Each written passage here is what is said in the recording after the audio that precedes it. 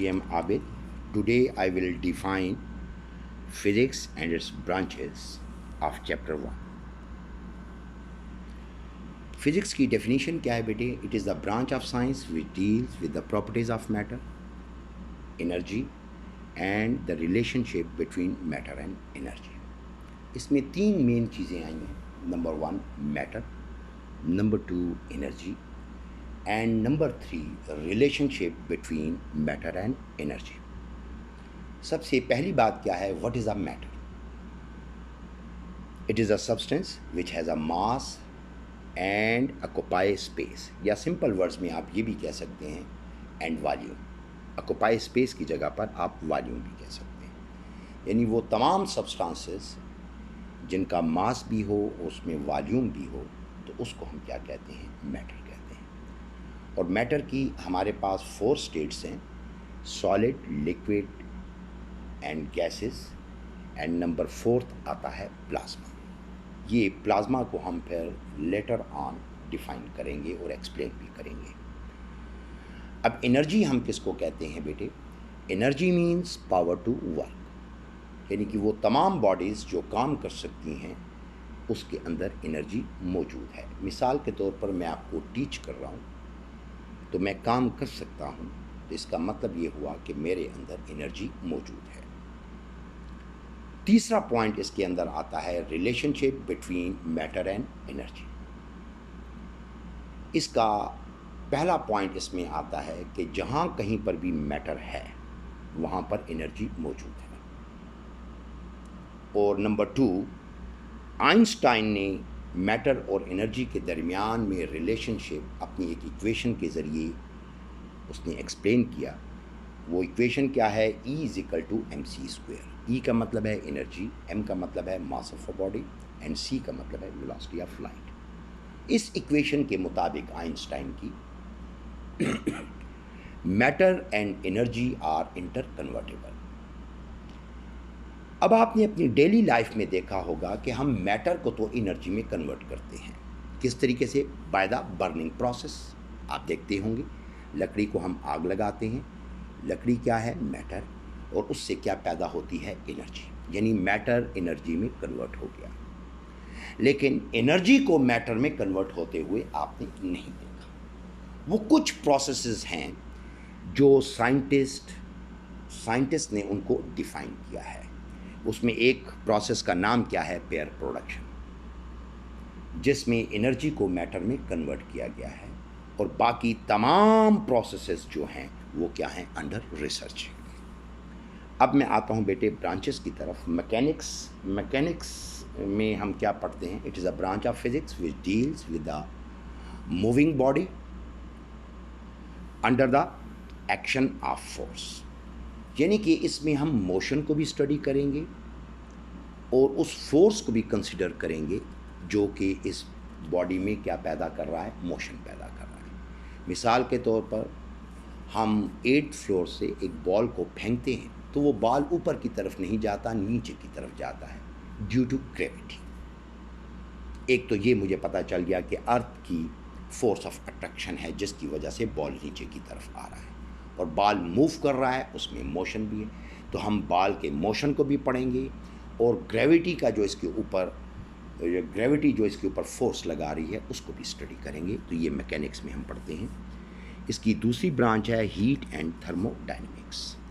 इसमें हम क्या पढ़ते हैं बेटे? हम हीट एनर्जी की नेचर को पढ़ेंगे, प्रॉपर्टीज़ को पढ़ेंगे, उसके यूजेस को पढ़ेंगे. नंबर 2, हम इसमें किस चीज़ को पढ़ते हैं? Conversion of heat energy into other form of energy को भी पढ़ते हैं. अब इसमें ब्रांच नंबर 3 आ गई, oscillation and waves.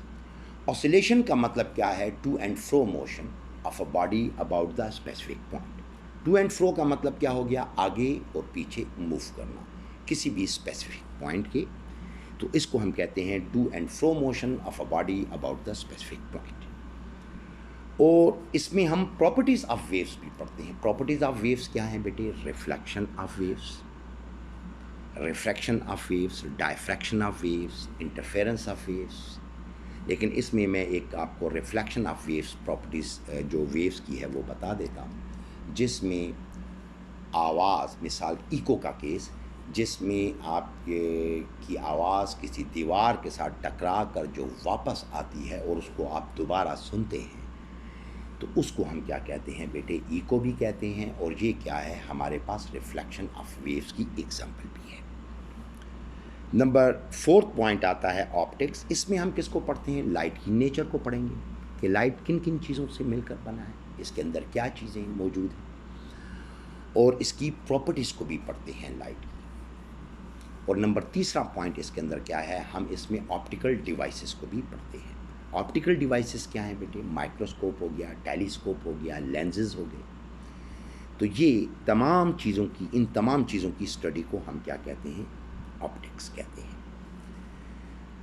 Number 5th electricity and magnetism आ गया। देखिए, जब हम इलेक्ट्रिसिटी की बात करते हैं ना, तो हम मूविंग चार्जेस की बात करते हैं। तो यानी कि जब हम मूविंग, ये वो ब्रांच ऑफ फिज़िक्स है जिसमें हम स्टैटिक एंड मूविंग दोनों चार्जेस को पढ़ते हैं और उनके मैग्नेटिक इफ़ेक्ट को भी पढ़ते हैं। बेटे, इसमें मैं बता दूं कि स्टैटिक किसको कहते हैं, वो चार्ज जो किसी बॉडी पर रेस्ट में है, तो उसको हम कहते हैं स्टैटिक चार्जेस।